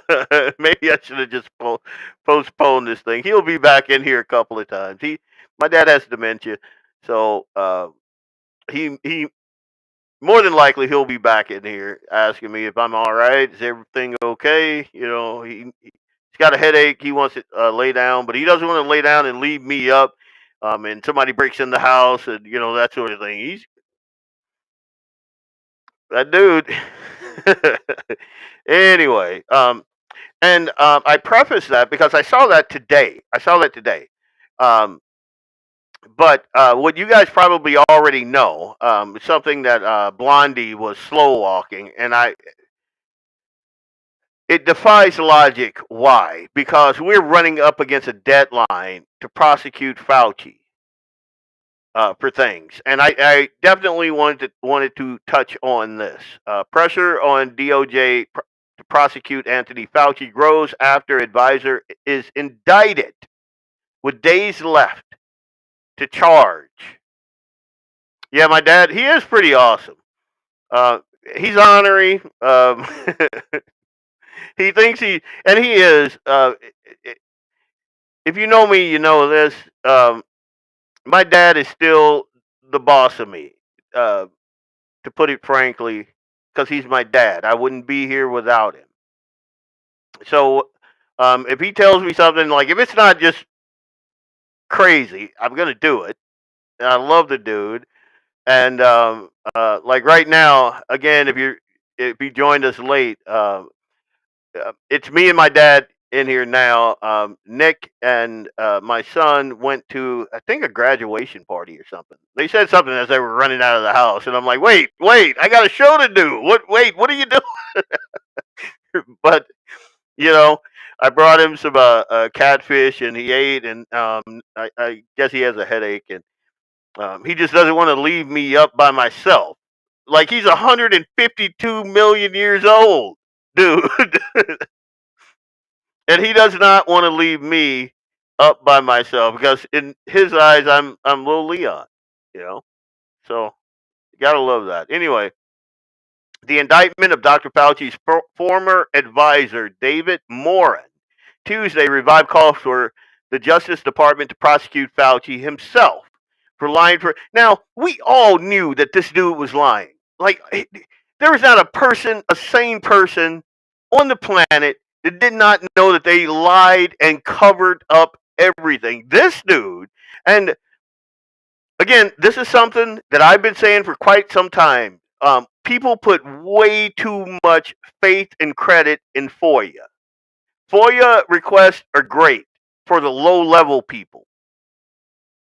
But when you're talking Fauci, Hillary Clinton, people of that caliber, a FOIA ain't going to do crap for you because it's so easily circumvented. Like all a FOIA does is grab all of the official communications. So if they're talking on their government issued phone or emails sent between them and things, but if you got a burner phone or a phone that the government doesn't know about, or if you just pick up your daughter's phone and use that to call, a FOIA isn't going to do you any good at all. And this guy had a whole, he was like, he wasn't as bad as Hillary Clinton, but he had a Gmail account that they were collaborating on. And then he deleted it all when it was subpoenaed. This dude did. Like, we all knew. We all knew that that COVID didn't come from, what are they called, penguins or whatever they were, the big bats, because they were over 100 miles away. It didn't come from them. It came from Wuhan, where they have a virology lab in that city of Wuhan, in that city. And this lab had a history of leaks. And we know that Dr. Fauci was funding gain of research, illegally funding gain of function research at that lab. And again, this is not my first time saying this. We also know that that Chinese general, because everybody was dumping on China, and there are 100 million reasons to dump on China. I don't believe that this was one of them. That general said this was not a Chinese thing. This was an American thing. He said that, and they killed him. He was dead within days of making that announcement. Live on, I watched this dude on TV say that, and it has been memory hold. You cannot find that video anywhere. I remember watching it. And nobody else is talking about that. Nobody. You can go to The Blaze. You can go to Nick Shirley. You can go, pick your conservative person. Not a single other person except for me is saying that. Because I remember it like it was yesterday. Fauci is an evil dude. He always has been an evil dude. It was the highest paid government official. She was the paid government official. About that. We all know the stories about I have a beagle right outside right now. And I'm a guy, but they're cute dogs. I mean, when you hear Bo braying, you're like, oh, Jesus. When you hear Charlie braying, you're like, that's the cutest thing I've ever heard. And what this evil, sadistic bastard would do is they do experiments on these dogs. Fauci did. And they would cut their vocal cords so you don't have to listen to them screaming. Think about that. This dude is evil. And my fear is he'll never be brought to justice. I want you to see something. This is 40 years of Fauci. Here's 1980. Fauci leads NIH and begins to use PCR tests. Again, these PCR tests, whole nother show. Whole nother show. These things that they use, the amount of propaganda that was used during the whole COVID thing is on a scale that makes what the Germans did look like tiddlywinks. You guys don't understand. Or maybe you do. I mean, you're fans of mine, so, Leon, in doing home health care and specializing in dementia, you're simply doing I don't know about that. I do what I can. Like, I'm a knuckle. Look at these knuckles. Where's the camera? Look, I'm a knuckle dragger. I'm a Luddite. So I do what I can. My wife is the saint. I mean, she's a saint. Like, sometimes, and this kind of sucks, sometimes I have to put my foot down because my dad will get in the mood, and I'll just have to.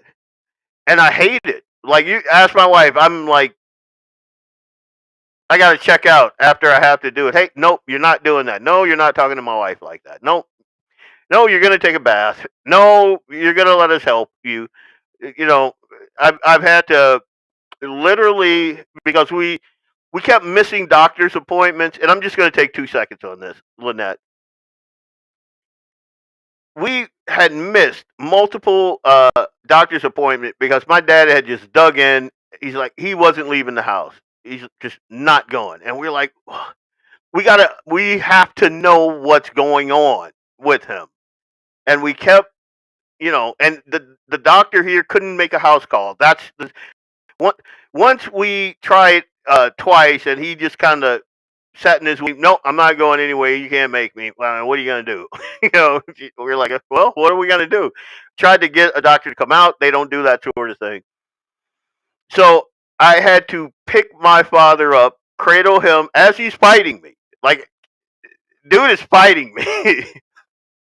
I had to pick him up and, like a baby, basically, take him out to my truck.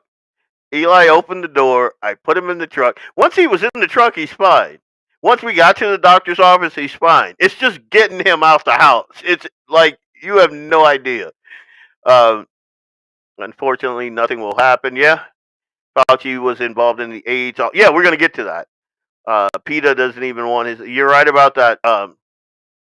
So Fauci started that whole using of the PCR test to get false positives, which happened in the COVID thing exponentially. 1984, Fauci starts AIDS research with funding from Merck and other big pharma companies.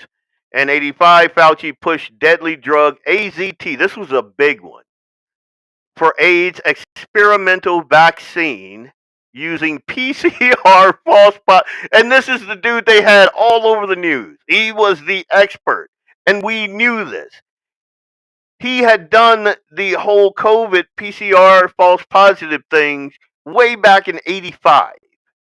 Dug in like an Alabama tick, yep, a Louisiana tick, Madison Parish tick. But Fauci, the amount of homosexuals that this dude basically murdered, and I'm probably kicked off of YouTube and Facebook now, so what, I guess. But if you look at this dude, 2015, funds University of North Carolina gain of function research on coronaviruses. In 2009, he pushed swine flu panic and used PCR false positives and phony reports to get emergency use approval, just like he did with COVID. He funds coronavirus research at the Wuhan lab in China, sidestepping Trump. And what you guys don't understand is Obama had actually put a stop to this dude because gain of function is illegal in the United States. And then Obama, to his credit, found out that Fauci was doing this. And this shows you how powerful these pharmaceutical companies are. This shows you. Obama put a stop to that. And Fauci secretly funded more of them here in the United States. In Ukraine, there were like 15 of these labs. And in China, in Wuhan. In 2019, Fauci helped ban other meds like hydroxychloroquine and ivermectin from being used to fight COVID. And in 2020, he pushed to get at least 28 COVID vaccines and boosters approved for emergency use with the help of PCR false positives. I hope they get this guy. I do not have the highest trust or faith that he will get his just desserts This dude should be strung up. He is a monster. He is Frankenstein on steroids. And that's all I'm going to say about that. I want to move to SCOTUS. So, my good friend Perry Schumacher, I do the show, the Due North Political Podcast with him. I'm one of the guys of four, but he asked me to come in and do open range with him, and we did a whole hour on a host of topics, but um, one topic was SCOTUS, whether or not Thomas and Alito should step down now and give Trump two more nominees so they would serve longer and keep the court kind of balanced out and that whole thing. And I channeled my buddy Michael Coachman in my response. This was my response to that question, and I'm gonna play that now as soon as I find it. Jeez. I hear Bo out there. I don't know if you guys can hear that. So somebody must have just pulled up outside. Good God, I hope my dad's not out there. Oh, that would just be not great. But here we go.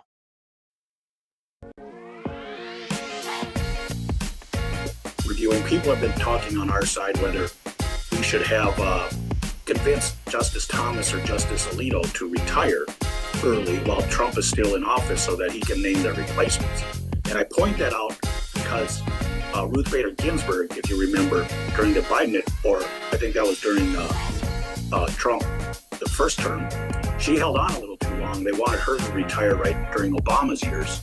She held on a little too long and then passed away finally. And Trump got to name her replacement, and that was the deciding vote in Roe, the Roe decision. So it came back to haunt the Democrats that Ruth Bader Ginsburg held on a little too long. I don't know that there's a right or wrong answer to this. I just want to see where you come down. Should they retire or continue as they are? Because they're excellent justices. So I'm going to channel my buddy Michael Coachman on this, and I'm just going to point to this document right here. Remember, Michael was really big on that.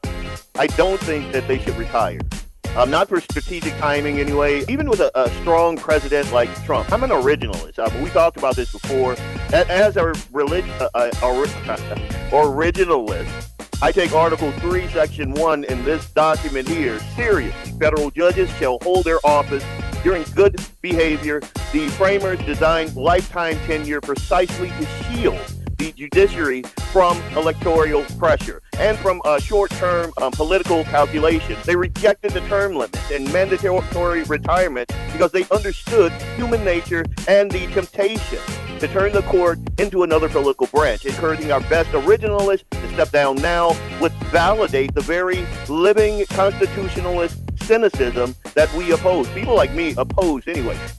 Ginsburg's choice to stay on until the end was hers under the Constitution. It produced the correct outcome in Dobbs, returning abortion to the states, per the text, and the history of the 14th Amendment. But the lesson is not to play the game better. It's the further we drift from the original intent, the more problems we create. All men are created equal is the self-evident truth at the heart of our Declaration. We failed to live up to that. We compromised, and over 600,000 American lives were lost to course correct. And another example, the 3/5 clause. It was a flawed compromise. And with that principle, we now see Democrats recycling that same twisted logic with illegals for redistricting power. And you just look at society today. We wandered so far from God's original intent and original design that we can't even define what a woman is. We tolerate abortion on demand. We mutilate children in the name of health care. God will not be mocked. The founders rooted this republic in truth, in morality, in common sense, and biblical understanding of human nature. And when we rebuild with a twisted logic, when we rip and mend with that twisted logic, when we compromise, when we play political games with zero regard for the original intent, the entire structure becomes unstable.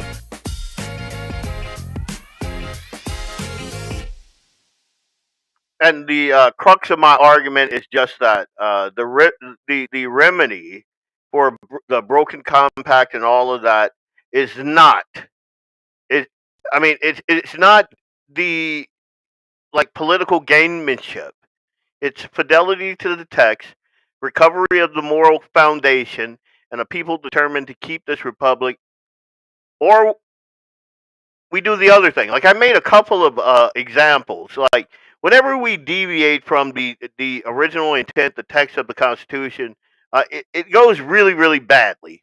Uh, First instance of this was all men were created equal, and then we had to have a war where over 500,000 Americans died, the Civil War, to make sure that we held to the text.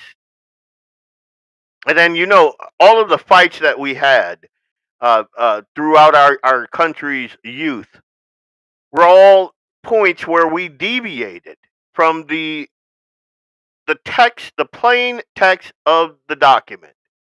We deviated.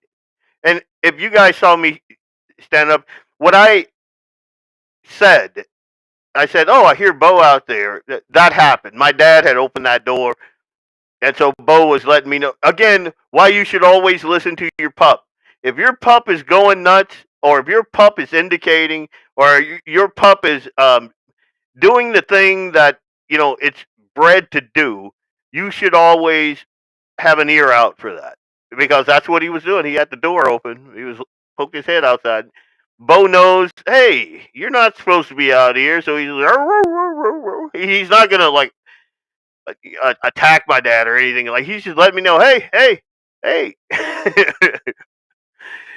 The original Leon is, he's got his head poked out the door, and so I had to go and tell my dad, hey, no, no, no. He was looking for his room. But anyway, my entire mindset on this is no, we don't do that. We start tinkering with things like this.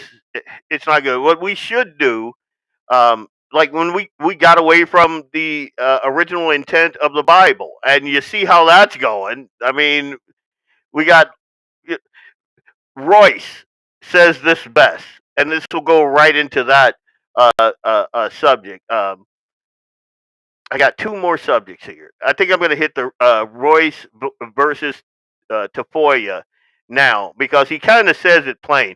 And if you know who Royce White is, like I'm a friend of his. We text, we talk on the phone. He has a show on OAN, I think it is, maybe Newsmax. I'm drawing a blank on that. He also does this, where he does the podcast and all of that. And I love the way his mind works. He's a man's man, like he's a no BS type person. He says exactly how he feels, and I love it. And some people can't handle that. Some people are just, they need someone to whisper sweet words in their ear, even if they know they're lying to them. They would prefer that. I don't. Give it to me straight, 100%, no chaser. That's what I like. And so that's why I chose this clip that I'm going to play about Royce, and it kind of ties into this, because you get away from the original intent of the good and the holy and the common sense. It's like I said in that clip. You start tinkering with the foundation that undergirds our society. And that's what Democrats have done, and Republicans have allowed them to do. It becomes unstable. That's why we see what we see today. You can have ultimate freedom, but if it's not undergirded with some kind of fidelity and moral foundation, ultimate freedom looks like chaos. It's an ugly, ugly thing. Societies will break over that. And we can't do it. Like, again, I made this point because Perry used the Ginsburg example. Like, liberals wanted her to retire. And she's a liberal, but she held to the original intent of our founders. It is a lifetime appointment. Unless you cannot do the job, it is a lifetime appointment. Had she not done that, we wouldn't have gotten the Roe decision overturned. So we gritted it out. She did the right thing. And now there is a serious conversation about doing the exact thing that the Democrats wanted to do. And I'm like, whoa, pump the brakes. Absolutely not. And Axe, you're right. I'm scared we wouldn't get anywhere near as good as those two, especially Clarence Thomas. And I love that dude. I love Alito too. Those are the two most. Those dudes are solid. And to get like an Amy Coney Barrett or Kavanaugh oh my God, that would be horrible. Anyway, I'm going to play this Royce clip, and then we're going to talk a little bit about Royce and versus Tafoya and the difference there, and my fears in that race. Here we go. President Trump should never even consider giving the government back to these people. He should never even consider it.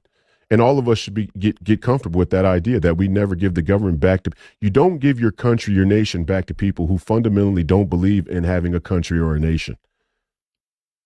The universal standard of having a nation is two basic things. You have a border and you don't cut your son's penises off. Mm.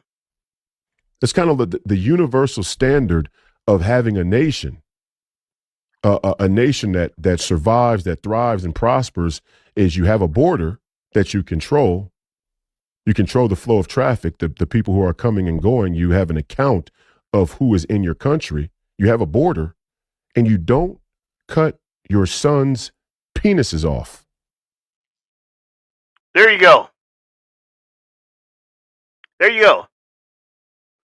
There are things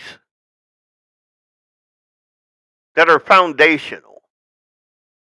And I like cutting your son's penis off. That is metaphorical, but because of how crazy the left is, it's also an actual thing. It's not just metaphorical. Like Rush Limbaugh used to talk about the emasculation of our boys. Susan Summers wrote a whole book about it. Pete Hegseth wrote a whole book about it. And the sad thing is, because Royce is a straight shooter, I don't think he's going to be, there are way too many people who are way too comfortable with squishy Republicans, with rhinos. And rhinos have more money. If you listen to his podcast, just so you know, Royce was a NBA player who would not take the COVID jab. He stopped flying on airplanes because we were woke.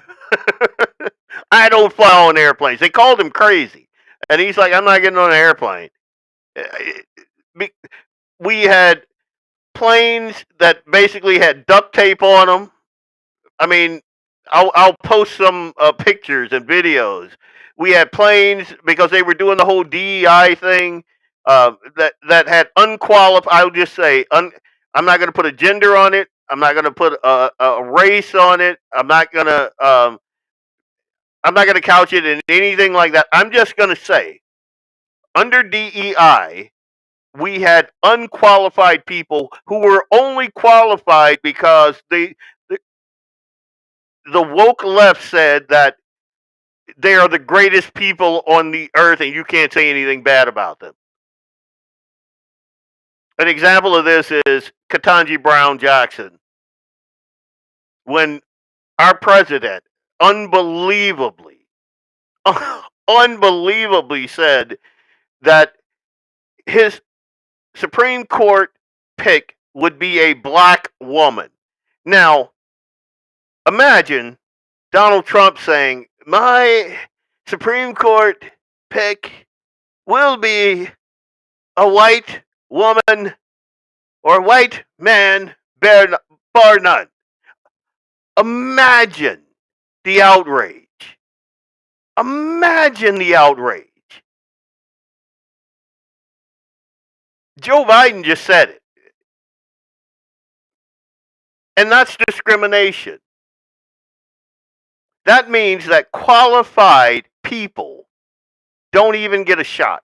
It's not a meritocracy. And we see what a garbage justice. Like, her arguments are gibberish. Like, straight up gibberish. She didn't even know what a woman was. You remember that? The craziest. So Royce said, I'm not flying on a plane because DEI, all that, they called him crazy. If you listen to him, this dude is deep. Like, when I first started listening to him, and I had an hour-long conversation with this dude. This dude is smart. He's smart. He came to Minot, and he gave a speech out there. He doesn't need a teleprompter. He doesn't need notes. He speaks from the heart. He's a patriot, 100%. In the ghetto, we have a saying called 10 toes down. That means I'm here for it.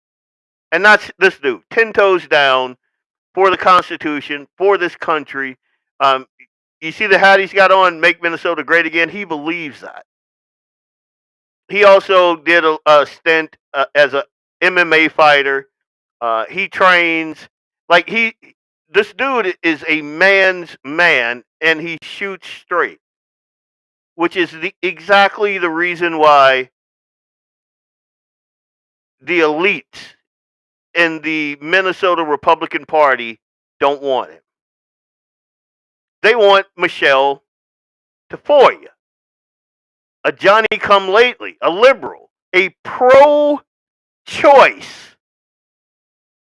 conservative. If you can believe that there's such a thing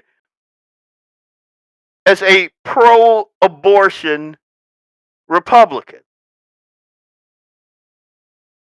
She's also not a Second Amendment person. She believes in red flag laws.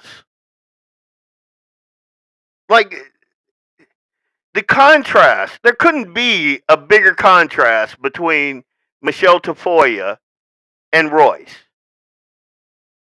Here is a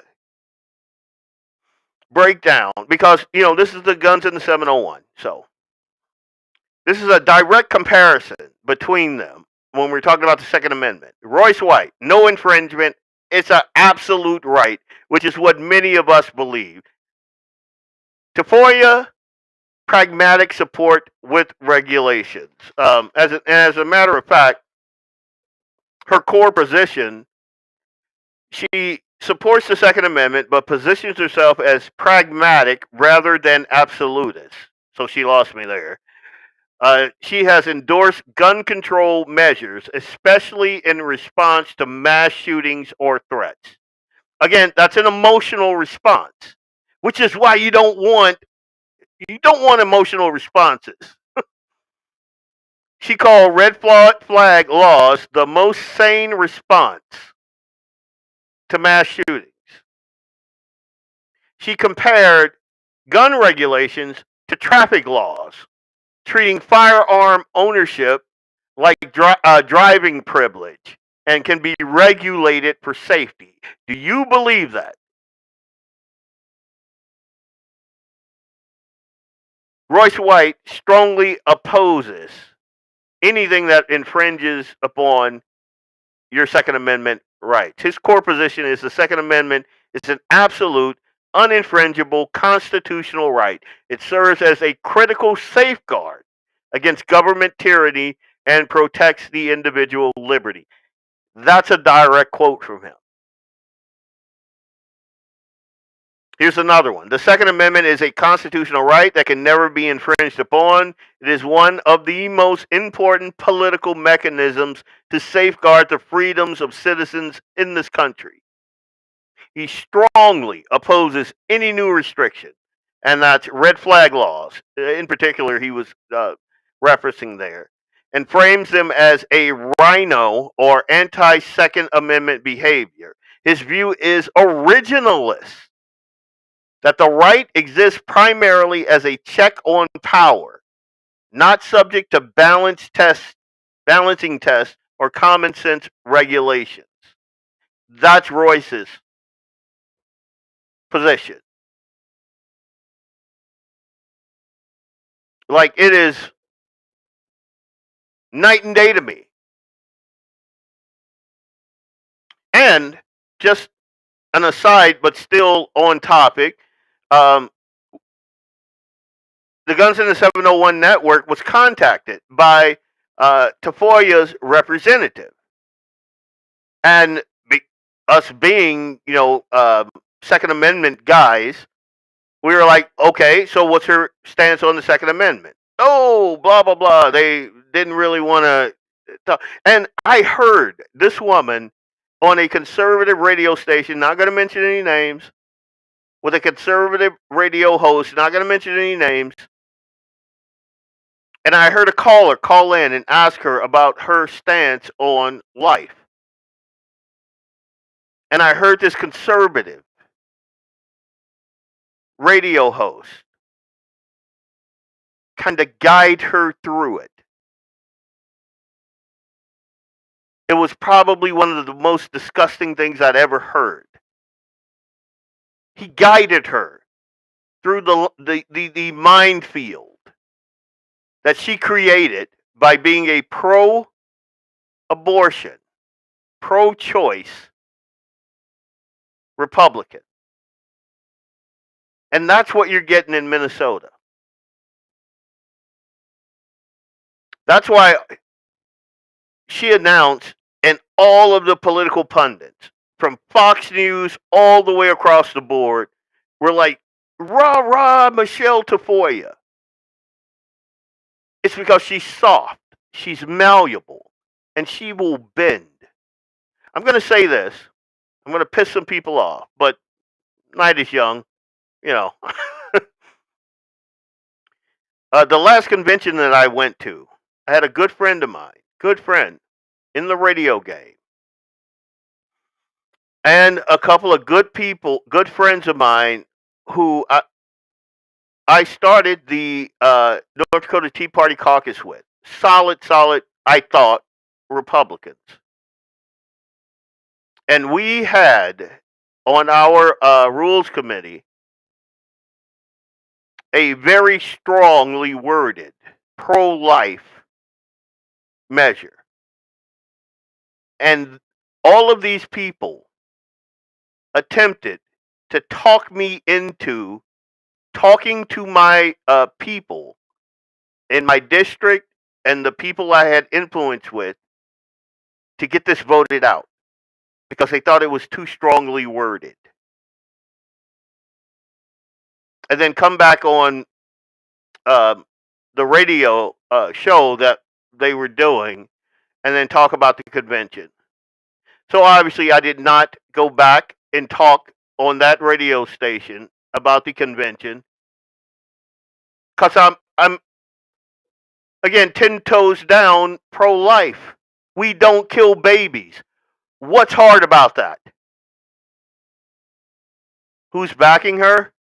Oh,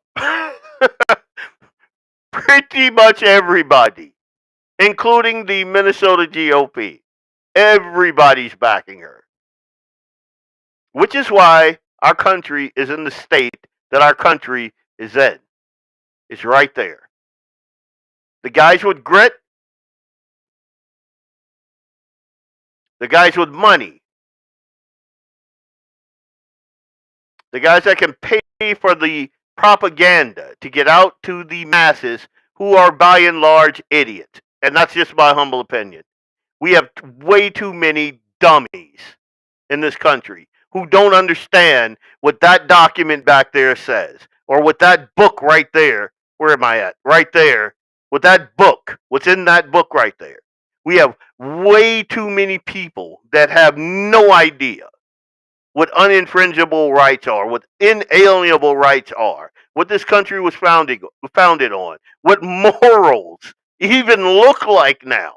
We don't kill babies, period. So when I see a friend of mine who is now a senator up there talking down a bill that was the strongest pro-life thing to ever come out of North Dakota, probably the country, talking it down, I know what it's all about. It's about money. You do that, and the national pro-life movement loses the control opposition aspect of the grift. And that's what it's all about. You can't have a boogeyman if you get rid of the boogeyman. You can't capitalize on the boogeyman if you get rid of the boogeyman. You need the boogeyman. Why do you think the Southern Poverty Law Center and the ACLU and all these people pay bigots to be bigots? Why do you think that happens? We talked about that on Open Range also. Why do you think that happens? It happens because if there's no bigotry, then they don't have a revenue stream. They need it. They need it. They needed instigators at January 6th. They needed it because they can capitalize on it. Did you know the Southern Poverty Law Center has almost $1 billion in offshore accounts? Did you know that? How did they get that money? By fooling people so that they believed there were bigots behind every corner. They staged and manufactured all those riots. It's what they do. They need it. It's a grift.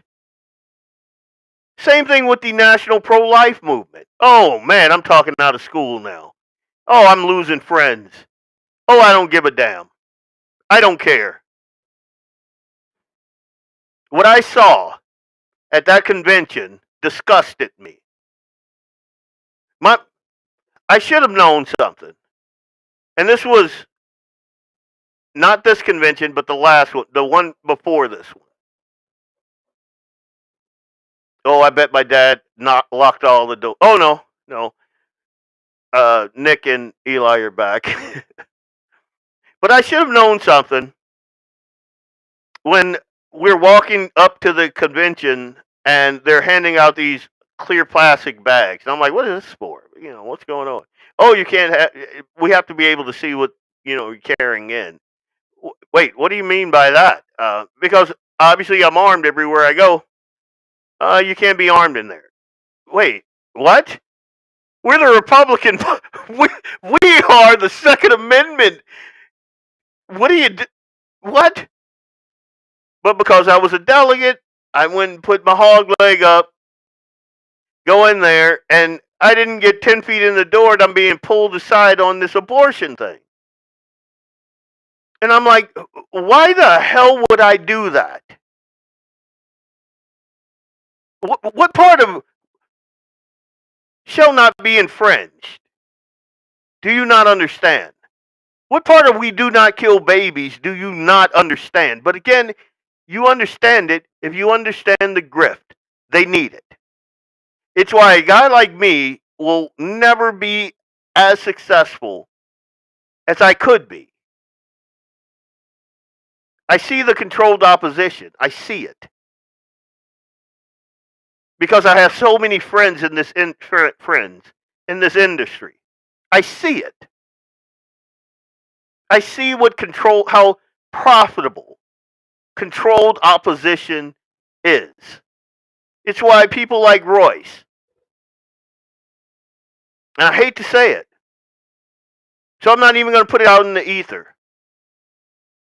But he should be representing Minnesota, not Michelle Tafoya. You know what her representative did when our representative said, well, because they wanted to give us a list of questions, pre-approved questions. And our representative said, nuts to that. And we take comments live. He got a dial tone. Yeah, that's a little too much honesty there. People like being lied to. And I honestly believe that people like being stupid. They like it. It's like I told you, I used to have a good friend in Enderlin. Trump supporter. Big MAGA flag. All that. And then I go to his job site, new job site, and it's all Mexicans. None of them speak English. And I'm like, what's going on here? Republican in name only. They love controlled opposition because it's profitable. Just like the Democrats. Just like with the whole bigotry in the Southern Poverty Law Center and the ACLU and the FBI coming out and saying the biggest problem in America is white boys. That's basically what they said. And we bought it. And then all of these NGOs, like the Southern Poverty Law Center, started paying bigots to go out there and do bigoted things. So they could point to him and go, hey, right there, there's a bigot. We saw the khakis. We saw the polo shirts. We knew. People cry for freedom and beg for social, 100%. They have not been taught anything in schools but indoctrination. 100. Why do you think I homeschool Eli? He will not have that mentality. And the sad state of affairs is I'm training him because I know the fight's coming. I know the actual fight is coming. I want it in my lifetime. I do. But I think they're slow walking it to make it as palatable to as many people as possible. Democrats and Republicans. And just so you know, you don't get a straight talking Republican like Alex Balaz or Matt Simon or Royce White. You're getting a rhino. And they are lying to you. They're lying to you. They're going to do their photo ops. They're going to have fields of crop, corn, and all that behind them. And they're going to be posing with a photo op with cattle and ranchers and farmers and all. They're going to do all that stuff to keep the blue hairs on board with the GOP. All of them rhinos. The guy that's going to tell you these things are bad and these things are coming, they'll never get the platform. Because once you realize that, the rhinos can't grift anymore. If they have to actually do something to stop the things that are happening, then the money train goes away. Anyway, that went in a completely different... Okay. So I am going to... Nicole and Eli are back now. So I'm going to go tuck my dad into bed. I love you guys. I hope I didn't rant too long. And if you know me, you know that's an impossibility. You get me on a rabbit, I'm all in, that sort of thing.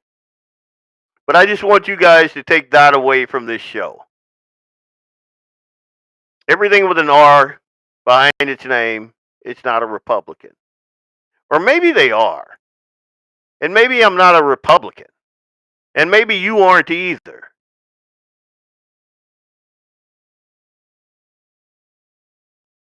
I'll leave it at that. God bless. Good night. Leon Francis, Blackbeard Logic, Guns in the 701 Network.